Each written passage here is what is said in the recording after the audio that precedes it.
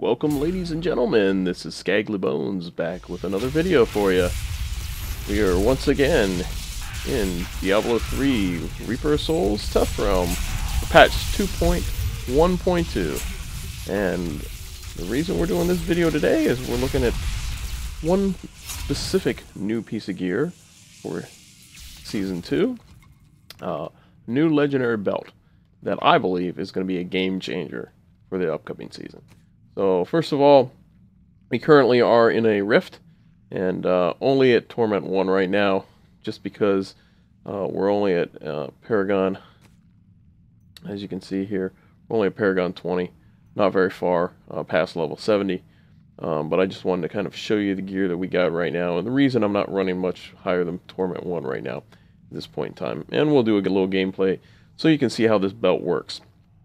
So currently we are running a Justice and a Fists of Heaven build. The reason we're doing the Fist of Heaven is because we got the Dark Light. I have not upgraded it past this level 69 at the moment. But this Dark Light I got from Kadala, along with a Lorix crown at level 69. But they're not too bad. So I happened to get max stats on this level 69 Dark Light, so I'm rolling with it until I get a better weapon at the time. Of course, our Dark Light casts a second Fist of Heaven. It has a 45 chance to cast a second Fist of Heaven on your location. So if I cast over here, as you can see, it casts it on my location, and because we are using Fissure, it's actually going to arc between the two. So that adds quite a bit of extra damage, almost like a little bit of a fire change you get from the Maximus sword. It kind of does almost the same thing, so it causes that arcing between the two without actually having to cast. To constantly cast, to see the arcing between them. And of course it has a chance of casting on yourself at the same time. About a 1 in 5 chance, or half chance of casting on yourself. So that's pretty good. The other equipment we're using right now is Firewalkers, just because that was a drop. Same thing with Blackthorn's legs, just happen to be the best stats. We're running with 3 yellow level 70 pieces between our gloves, our shoulders, and our chest. Of course, we have our Lorix crown, which we have a diamond in there, which is reduced cooldown. We are running all resist diamonds in all the rest of our gear, including our shield. We have a Wall of Man, which we built. It's a crafted item.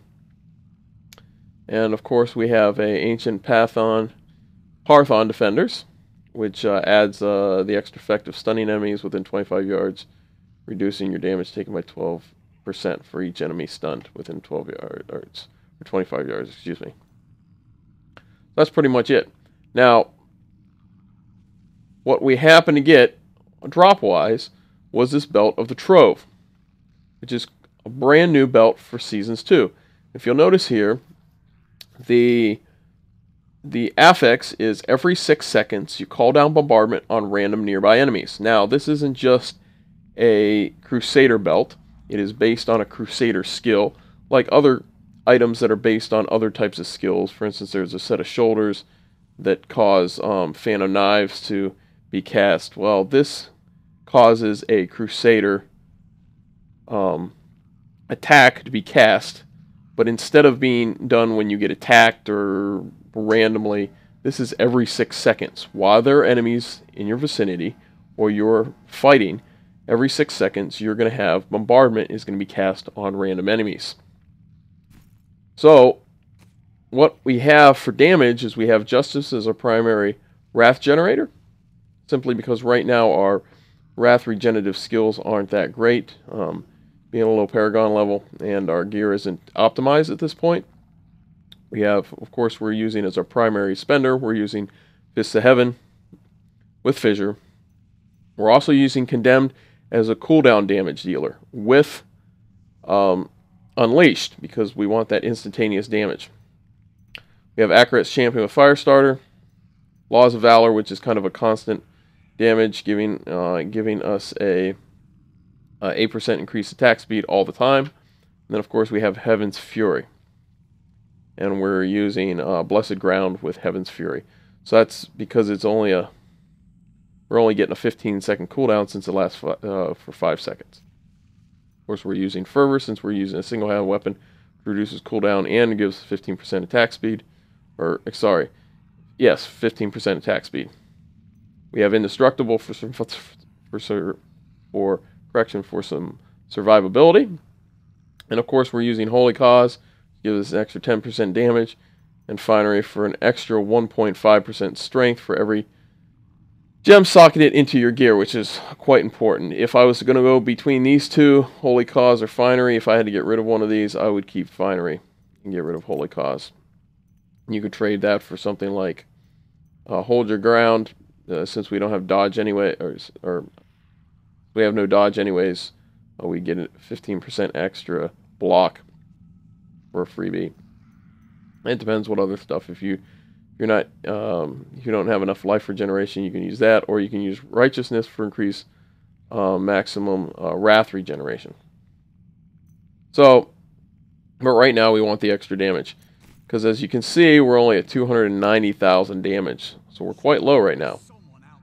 12% toughness, which isn't bad, and our recovery is high just because of our life per second. We don't have a whole lot of life per hit, and we don't have a whole lot of life per kill. It's mostly our life per second that we have right now. So we're going to run through, finish this rift up, and you're going to see we're at 75% right now. You're going to see the amount of extra damage that we get from this bombardment. So, like I said, we have 4 skills that give us damage. This bombardment is going to be running pretty constantly all the time. And like I said, I believe this is going to make it a game changer. Not just for Crusaders, but for almost all other classes. Let's go through and kind of see how we're going to do through the rest of this rift. Now, you actually notice the bombardments because you actually see, you will see a circle on the ground, kind of like a red circle appear when the bombardment is going to start, and it will appear upon the ground, and then you'll see, you can see right there, it's a circle that appears on the ground, almost like a targeting reticle, and that's where the bombardments are going to take place. You don't have to worry about if the bombardments hit you yourself. It's not going to cause damage to you or your follower, so it's not a problem. If there are no enemies around, you're not going to actually get the bombardment every 6 seconds. But while there are enemies around, that's when the bombardment will appear. As you can see, it's just a plain bombardment. It's a bombardment without any special runes, but it does cause quite a bit of extra damage. Or you get 2 to 3 million a hit. And of course, that's going to stack based on whether we have Accurate Champion up or not, or depending what our damage is.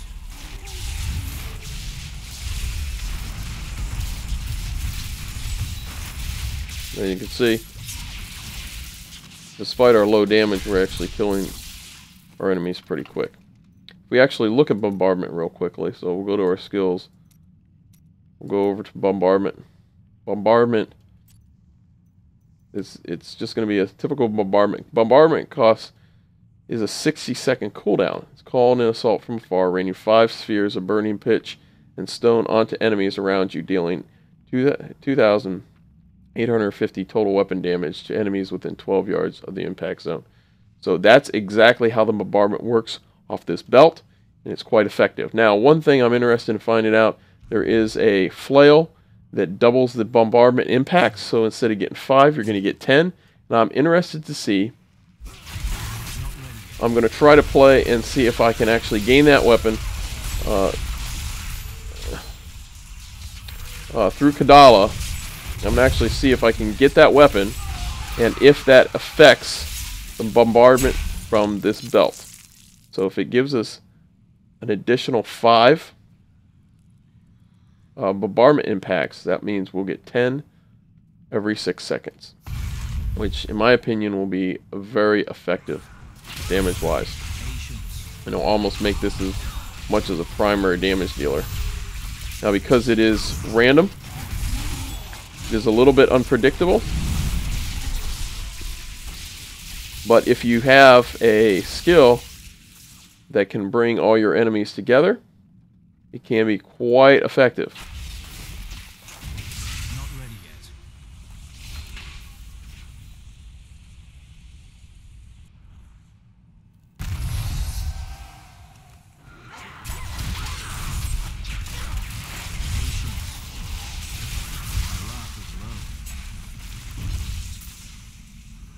The nice thing is you don't have to worry about cooldown really for it, or having to spend it, or have to, like your other cooldown skills. It just is an automatic spender.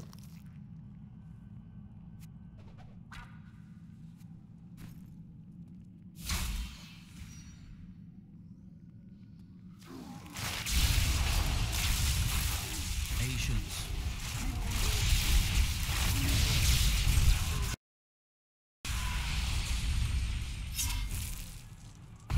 And as I've played with it a little bit, since I didn't just pick this belt up, I've had it since I reached level 70. I was about Paragon 1 or 2 when I got the belt. It has actually served me quite well for doing some extra damage. It was when I first reached level 70, I was not able to instantly go to Format 1 because of my gear was so bad. In fact, most of my gear was below level 70. The only thing that was any decent was a couple of legendaries I got. For instance, my Dark Light that I got, and the bracers that I got, and then of course the Loriar crown, because during the exact same Kadala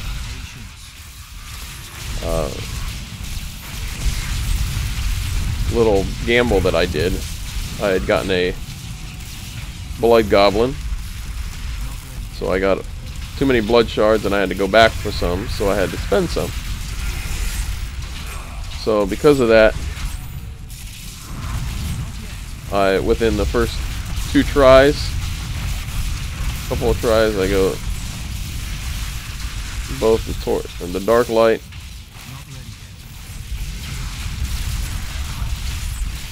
and the Lorix Crown, which even at level 69 was not that bad. So I was pretty happy with that. So that's it for us today, folks. I hope you enjoyed this video. I hope you enjoyed this first look at this brand new legendary belt that we are going to see in the upcoming patch in 2.1.2 for Season 2. So remember to give us a big thumbs up if you like this video. If you don't, go ahead and put a comment in the comment section below. Even if you do like it, put a comment in the comment section below. Kind of tell us what kind of content you would like to see in our more upcoming videos. And make sure you hit that subscribe button. Make sure you subscribe so we can get to you more content in the days in the future. So hopefully you enjoyed this, and happy hunting out there. For Skaggly Bones, that's all.